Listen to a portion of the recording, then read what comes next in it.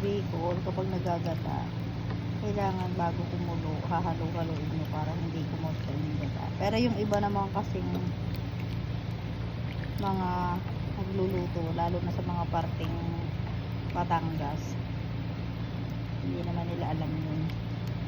Pero pag taga Bicol ka, kung ayaw mo na kumurta yung gata, kailangan hahaluin mo siya hanggang kumulo.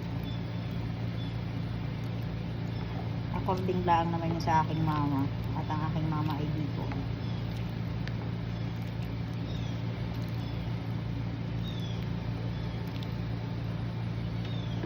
Bigyan ko siya ng another paminta.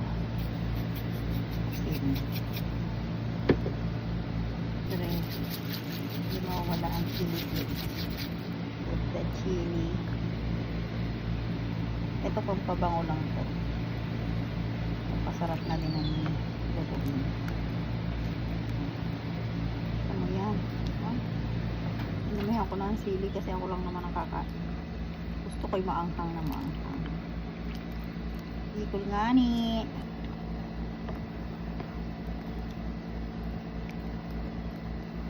Yan, kumukulo na siya.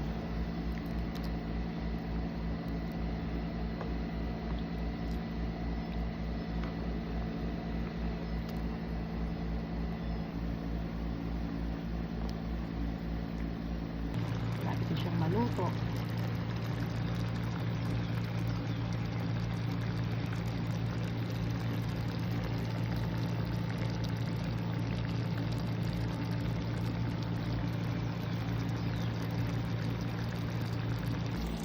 Luto na siya.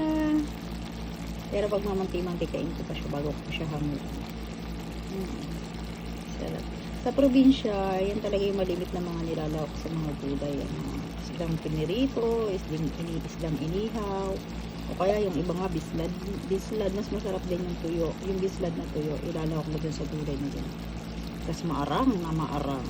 Sarap. Yummier. Maganda magluto dito sa labas kasi